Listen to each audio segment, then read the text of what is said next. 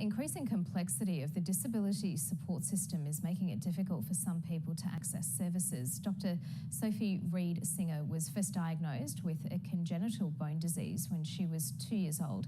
It's taken her years to successfully access the disability support pension, going through what she described as a dehumanising and degrading process.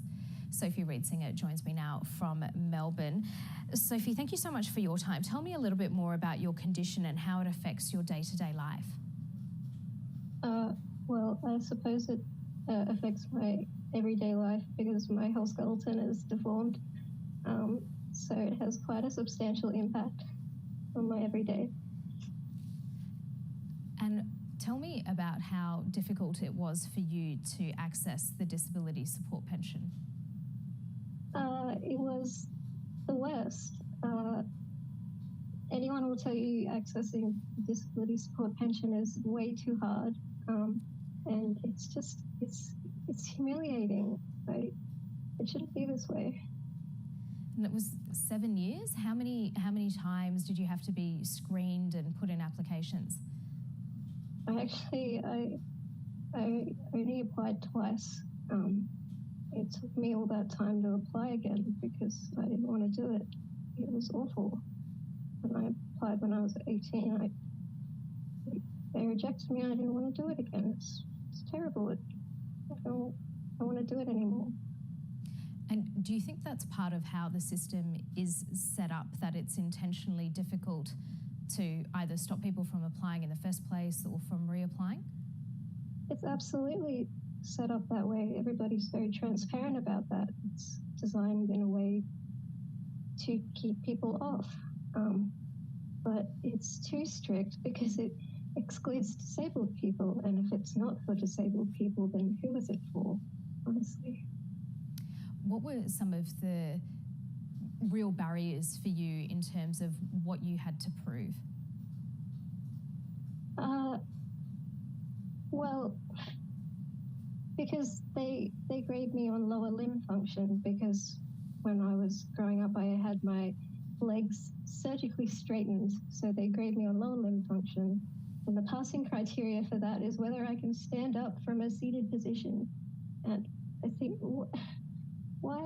that's way too strict. I can stand up, but I'm still disabled. And you know, when I had my assessment when I was 18, it's like the Centrelink's like a kilometre away. I had to walk there, and it took me like 45 minutes. And then they were like, "No, sorry, you don't get this." You said earlier that it was a dehumanising process. What toll has this taken on you? Terrible toll.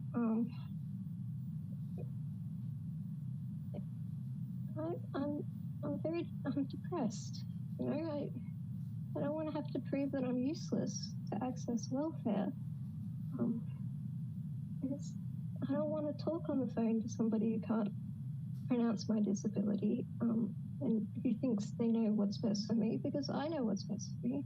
And I know my disability better than anybody, but I'm not allowed to talk for myself. I told them I was depressed this year, and they said, "Well, you're going to have to provide a psychologist note to prove that." And I said, "I'm telling you right now, I'm depressed because of this assessment. Please stop."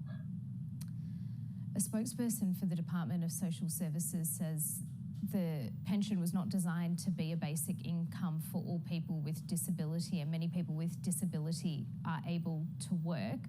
What's your response to that? It was absolutely designed to be a basic livable income for disabled people. It was first legislated in 1911, and it was called the invalid pension. And that's what it was designed for. The reason it was reformed to the disability support pension in 1992 was to acknowledge that we do work and we do contribute to society. And this disability support pension is meant to support disabled people. It's really that easy. Yeah, so what changes do you want to see? I want the impairment tables that excluded me, the criteria of whether I could stand up from a seated position. They're going to expire in April, and they're going to try and reintroduce them and make a few changes. But the fact of the matter is, you can reword it in any way you want, but it's still discriminating against people like me. It's degrading. You should just let them expire altogether. You should just get rid of them so that disabled people can access the disability support pension again, because that's what it's for. So what's next for you? Are you heading back to university? Hopefully, if they say yes. I'm waiting for them to give me an outcome. I'm always waiting for paperwork. I'm presently still waiting. Sophie Reid-Singer, we appreciate you sharing your story with us. Thank you so much. That's okay. Thank you for having me. And you can read more about Sophie's story on our website. That's at news.abc.net.au.